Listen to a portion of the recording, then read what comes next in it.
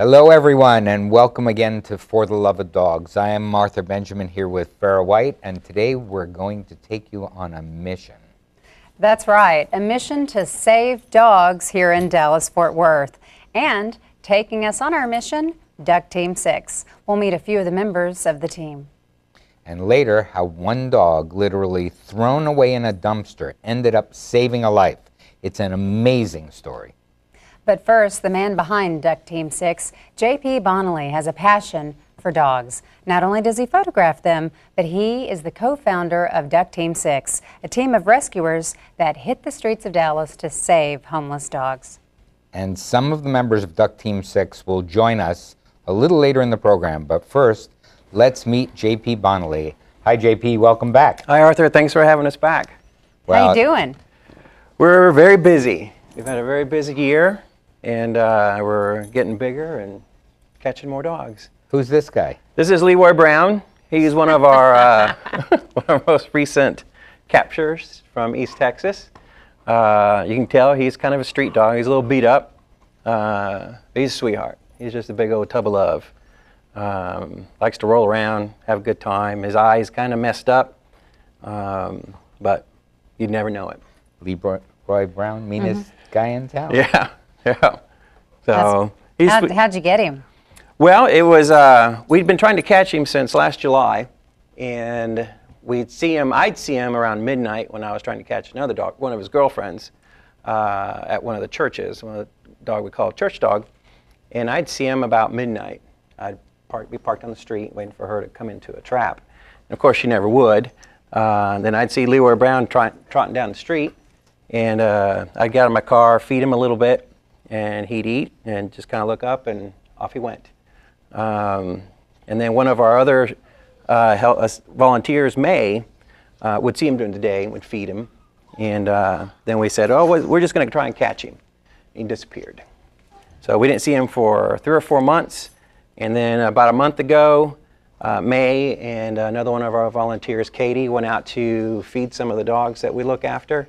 And sure enough, there he was. Aww. So we snatched him up. We didn't really have a place for him to go, but we said we'll deal with that later. So how did Duck Team 6 get started to begin with? Is it all made up of friends? Yeah, we started as a group of friends, just helping catch dogs that couldn't be caught. We got together. We were out one night, once again really late at night, summertime, a couple years ago when SEAL team got Osama. So they were big in the news, and we were sitting there on a stakeout trying to catch a dog named Boots. And I said, wow, I kind of feel like we're the SEAL team of the dog world, SEAL Team 6 of the dog world. And our friend Pat, who also started Duck Team with us, said, well, I don't know if we're SEALs. She goes, ducks maybe. So we just kind of started playing off that name, and it stuck. So, which I think is kind of a cool name, I think. Well, explain the difference. It is a very cool name. Explain the difference to us about a rescue team and a capture team. Well, our primary focus is to go out and catch those dogs that haven't been able to be caught in the past. Whether it's an animal services doesn't have the resources to dedicate to one specific dog because they're so busy. The overpopulation in our area is horrendous, and they're understaffed. And so what we can do is we can take our resources and focus on a dog. Whether it takes us 5 minutes to capture, oh, Mr. Brown. Yes, or if it takes us 4 months to catch, like Leroy. But we're able to dedicate those resources. Then what we like to do is work with existing rescue groups in the Metroplex and see if we can get fosters and have them take over so that we can get back on the streets and capture more dogs. Now we know we're going to have some dogs in our care just because fosters are of such short supply. But like Leroy Brown, he's in our care for now. So we'll keep him until he gets adopted. So who are some of the organizations that you work with? We work a lot with Take Me Home Pet Rescue, Flower Mountain Humane Society, DFW Animal Rescue, and Dallas Animal Services. They've been critical in some of the captures. We work closely with them. Let's see, am I missing anybody? I'm sure I am. So some of your members actually work with these organizations, don't they?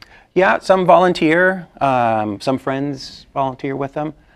So we kind of have an in. I'll send them a little message, hey, how many puppies do you want? And they'll reply, none.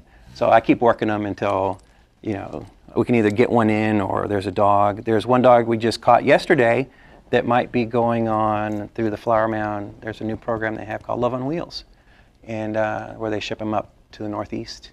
So he might qualify for that, and so that'd be an opportunity for him. Now, is your program, is it a volunteer program? Is Yep. it? We're all volunteers. We have jobs. Everybody works during the day usually, so it's after hours work. Donations? Donations. We have a fantastic support group, support base that follows us on Facebook. No, Darren. So with those wonderful supporters, that gives us the financial ability to help dogs like Leroy Brown, which will probably cost us $600 to $800 to treat. He has a tumor that requires chemotherapy, and so he'll start his chemo here real soon. You never know it, but so without them, without our fosters, without our volunteers, we wouldn't be able to do it, and our rescue partners that we team up with. And so it really is, you guys literally almost go out on stakeouts. You do. Mm-hmm. You go in. Yeah.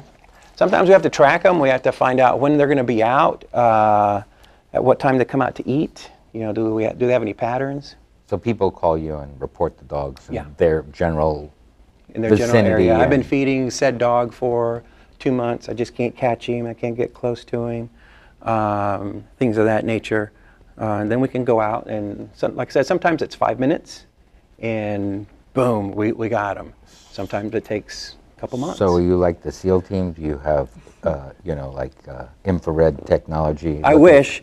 Actually, on our super wish list is actually a FLIR, a forward-looking infrared, because that'd be easy to track a dog at night. Yeah, it would be. But those are pretty expensive, and that's like super dream list. But it's just, our eyes.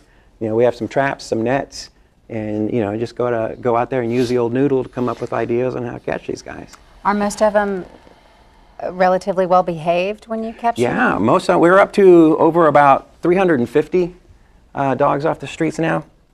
We've had a couple that have been pretty feral, so they've had somewhat of a difficult time adjusting. But they are adjusting. It's just taking them a lot longer. But most of the dogs we catch are just like this big log right here.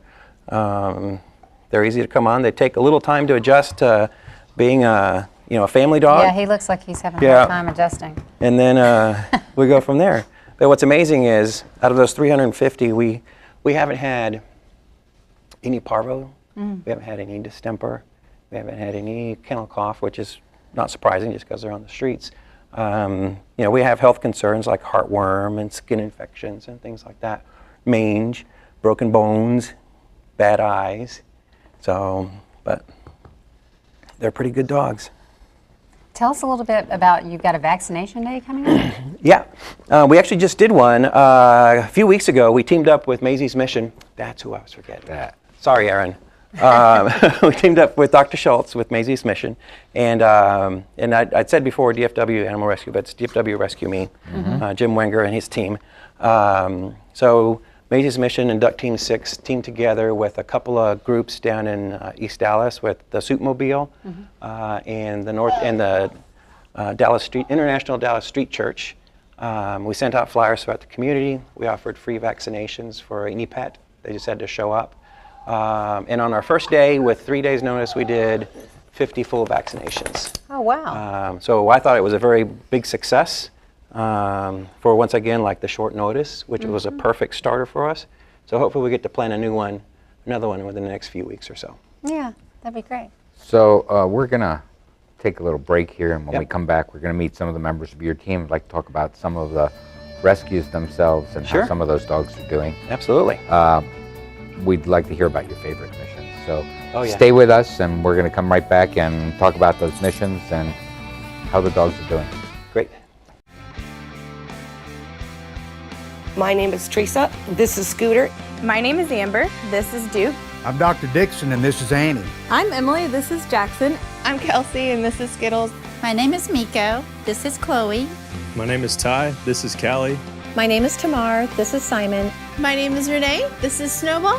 My name is Dr. Miller. This is Fletcher. My name is Eric. This is Sport. My name is Stacy, and this is Britches. And I'm a pet lover first.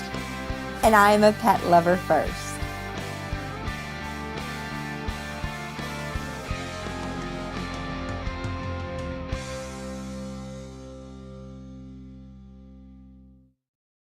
Live with a human for a while and you get to know a few things.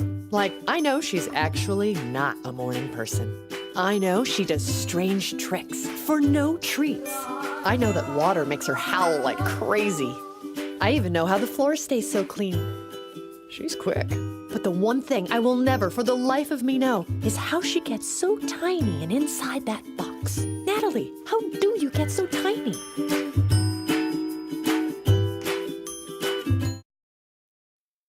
So, I just moved in with this family, and it's embarrassing. The little one, he likes to go outside and crawl around in the giant litter box.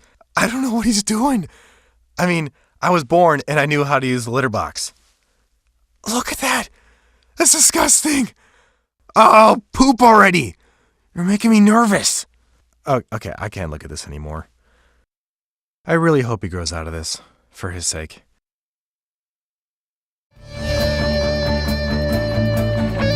Welcome back. That was it. He's going to do it. Go for it, Bandit. Welcome back to For the Love of Dogs. We're here with J.P. Bonnelly, one of the founders of Duck Team 6. We're also joined by a few of the team. J.P., can you introduce us, please? You bet. So over here to my right, we have Katie. She's volunteers a lot with our street team, who's out feeding our dogs, rescuing, etc. She has Knox, one of our puppies. Next to Katie, we have Nancy, who is one of our fabulous dog walkers and also is key in our fundraising. Behind her is Shelly, who is a big part of our community outreach program that we've just launched recently. Then we have Teresa, who's also part of the street team, does fundraising, overall general awesome volunteer. She has Leroy Brown Jr. And then right behind me we have Lisa, who's our new volunteer coordinator, who's also an amazing dog walker for our dogs, and she has Wyatt. Aww. Welcome, everyone. Yes, Thank you. welcome. And how old are these puppies? They're about to turn 8 weeks old. Okay. Yep. So available for adoption soon? Yeah. I think we have some people calling in right now. What's that number? The lines are open. What's that number? Katie, let's start with you. Why and when? How did you get involved in this? I found a litter of puppies almost a year ago and did not know how to catch them. So a mutual friend told me about them. We actually caught them with fishing nets, like lured the puppies out and dropped these huge fishing nets over them. So it was definitely a first experience for me, but just kind of was lucky enough that they let me continue to work with them, which I'm surprised every day that they let me continue. So. And then how about you? How did you get involved? And you do a lot of promotional things as well? I do. We're working on a major concept of Cadillacs and canines, where so many of these dogs are rags to riches stories, where they've been on the street picking out of garbage or whatever, food can get thrown away. And then some of our dogs are really living the life of luxury, and for them it's curled up on a couch or having the privileges like Bandit does, or being so content or peaceful that they don't have to worry, like Leroy Brown here. And so I really saw the Cadillacs Canines program for our dogs, and as a fundraiser and a promotion, get all the rich people driving Cadillacs to come on out and support our team. And nice. Massey Cadillac in Garland has partnered with us in the whole program, so there'll be multiple opportunities that they're going to be very supportive of Duck Team 6. And most of them have rescue dogs. I got into this because I didn't have rescue dogs. I had purebreds that I show competitively in the performance dogs. And, you know, I always felt a little guilty. So I met JP at the dog park, which he had 2 wonderful dogs at the time, and I'm there with my dogs. And his dogs were just as wonderful. and I really saw dogs differently than I did from the purebred world. And I fell in love with the 2 that he had. And now I have 6 in the house. and a couple of them are Duck Team 6 dogs that need homes. Aww. So, and that's one of the things I do is they're in boarding for lack of some place to go. But some of the ones are in boarding because they have problems and they have issues. And we work with them. We teach them how to be on a leash, to get in and out of a car safely, to go out in public without lifting their leg on everything, to go to PetSmart, to learn. We teach the dogs how to shop. So important, though. Yeah, and then is. they're ready. They're really ready. So when you say street dogs, you know, you don't know what that dog's with. Right. We know when they come out of boarding, we know what they're good with, who they're not good with, whether they like small dogs or whether they like large dogs. Can they go out in a community? We've taken them by playgrounds. We've taken them by bicycles, roller skates. We kind of got a feel for what kind of dog. You're taking all the guessing work out, which is important and makes them that much more adoptable. It does. Is great. It does. So. And we really know the personalities, so we can say, hey, somebody's coming down, is interested in Leroy Brown. Yeah. What can you tell Who's them? gonna be And best? Yeah. between the people that walk, we really know these dogs. We are not just pulling them out of a cage and walking them. We are giving them belly rubs, we're brushing them, we're sitting with them, giving them special treats, and they are very, very loved when they're with us. Which is awesome. Shelley, how many dogs do you have? I have 3. Okay. And how did you get involved in all of this? I've been doing community outreach, or a form of community outreach, for a couple of years now. I was working with another group. JP and I are actually neighbors. We live a couple streets apart. Through our community outreach program, we take food donations, rebag it into gallon Ziploc baggies, and hand it out through the Soupmobile, the Crossroads, the Stew Pot, and the Dallas International Street Church. Oh, nice. We also help those communities with vaccinations.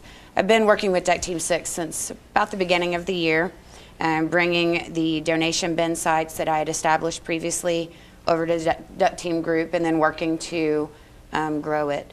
You know, homelessness, the less fortunate, and certainly animal welfare have always been important issues to me, and so the opportunity to combine the two, helping the less fortunate communities with their pets, it's just been a perfect opportunity, and I'm super excited to be a part of Duck Team. Nice. And Teresa? Want me to take a puppy? Yes. Puppy in one hand, Mike in the other. Which one's the I started in rescue about 15 years ago, and in rescue you kind of search around until you find the best fit for you. And I found Duck Team 6 about a year ago on Facebook. Oh, nice. And I just started emailing and asking if I could help. That's perfect. How many animals do you think you've rescued? How many animals do and I have no idea. Really? Yes. I would say I've fostered probably 50 over the past 15 years. A lot of those being puppies. Sure. And they move a little faster. That's great. And then please tell me who you have. Who's like Wyatt. He's sucking your hair. He's just needing a mama.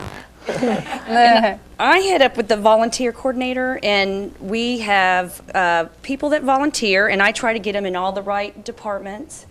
And whether it's the fundraising or adoptions or walkers, we're needing walkers all the time. We get the dogs out of the kennels so they're not going kennel crazy. Yeah. And we just have a real good time. We need all the volunteers we can get. The more volunteers we have, the more dogs we are able to pick up off the street. So how do people go about becoming a volunteer? Email us. We have a online volunteer application. You can go online, fill it out, submit it. The email goes to Lisa. She takes over. Or if you can't, you can print one out, fill it out by hand. It's info@duckteam6.com, correct? Or also you can go to the .org. duckteam6.org, Yep. and they have a volunteer application that you can fill out, and it will come to me, and I'll immediately get a hold of you and get you to work. We'll find you some work.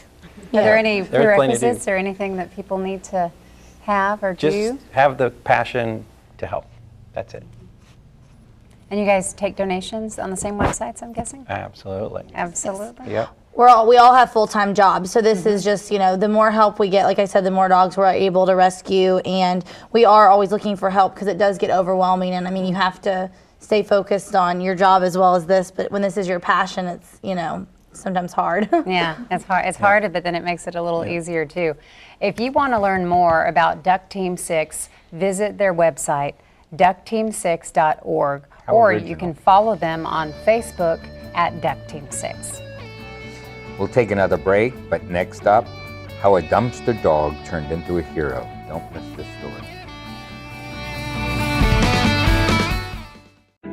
Hi, I'm Sheryl Crow, and I'm a musician and a mother, and this is Buttercup.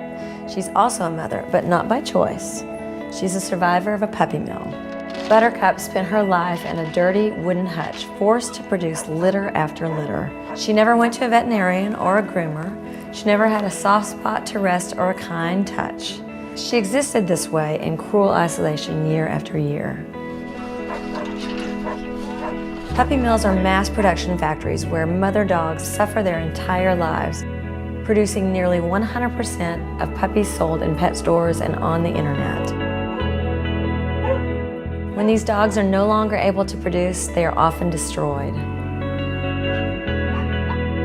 Buttercup's nightmare ended the day Animal Rescue Corps saved her life. She finally knows what it means to have a loving family, but for the millions of dogs suffering in the estimated 15,000 puppy mills across the United States, this nightmare continues. Animal Rescue Corps and I ask you to visit your local shelter or rescue when choosing your next animal companion. You will not only be saving a life, you will be helping put an end to this cruel industry.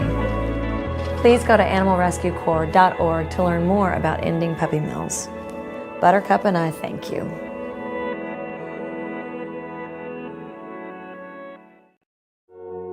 Every year, families in North Texas unknowingly spend hundreds of thousands of dollars in support of neglect, abuse, and disease. When you buy a puppy from a parking lot or flea market, you could be supporting the cruelty of puppy mills that profit from dogs bred in abusive conditions. Help us stop the cycle. To learn how, go to spca.org/no-puppy-mills and take the puppy pledge. Welcome back. You know there's a saying, a man's trash is another man's treasure. In the case of Jack, being thrown away was the best thing that ever happened to him, and an 8-year-old named Mia. Watch Jack's story, courtesy of Pet Pulse. When 8-year-old Maya Peters met this rescued terrier mix at the Humane League in 2004, they had an instant bond. Maya was down on her knees and her face as close to the gate as could be, and he's licking her. And I heard Maya talk more to him than she had in probably a whole week. That's significant for Maya, who has a very rare neurological condition, making normal oral functions of speech and swallowing very difficult. Diagnosed at 3 years old, doctors also warned of seizures.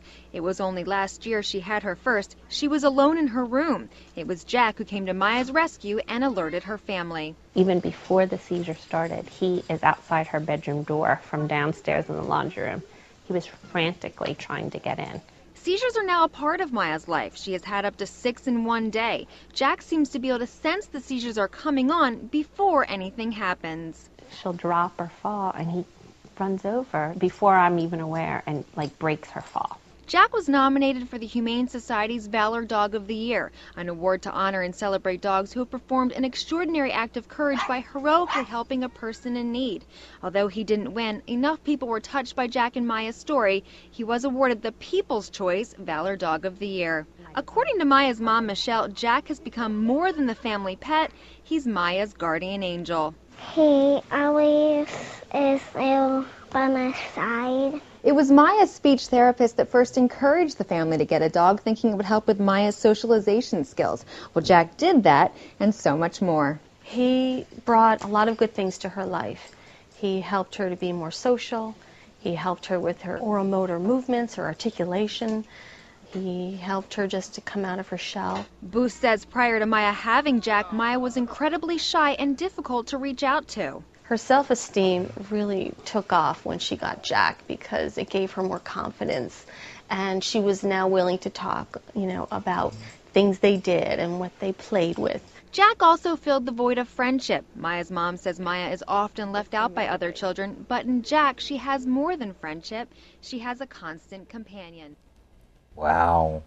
What a sweetie. That sounded familiar, didn't it, that story? It sure did. It sure did. What was the name of your seizure predicting dog? Well, they're Buddy. Buddy. Poodle. Buddy, 6-pound poodle. Just did it on his own. Kind of the same thing. My late wife met him at a rescue event, and she said, that's my dog. And I said, it's a 20-year commitment. And she said, it's my dog. And I said, but you were looking for a Maltese. And she said, it's my dog. I said, but you were looking for a female. He's a male. She said, it's my dog. I said, okay, it's your dog. That was it. Well, and he was able to predict her seizures. So, and I guess this white puppy was found in a dumpster, although they never really circled back through that in the story. But that's where he was really found. Cool, though, isn't that it? Unbelievable? That bond that they have. It is. That little girl's That's precious. the bond dogs have with people. Look at this little one and me. Right. Well, that's all the time we have for this edition of For the Love of Dogs. Thanks to J.P. Bonnelly and the rest of the Duck Team 6 for being our special guests. And remember... Yes, keep up with For the Love of Dogs online at AmericanDogRescue.org. And as usual, follow us on Facebook, YouTube, and Twitter. For all of us here at For the Love of Dogs, thanks for watching, and see you next time.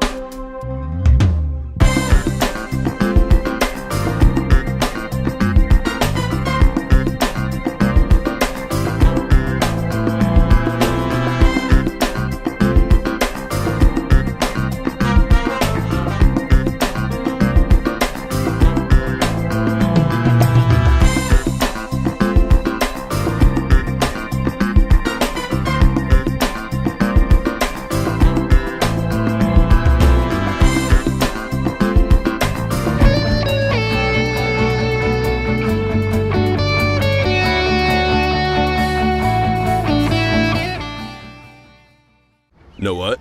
What? Since I got adopted, I've learned a lot about these humans. I know. I mean, check out these two. It's Flirt City over here. Yeah, I noticed that. It looks like my human is definitely into your human. Oh, look! I think she's getting his number.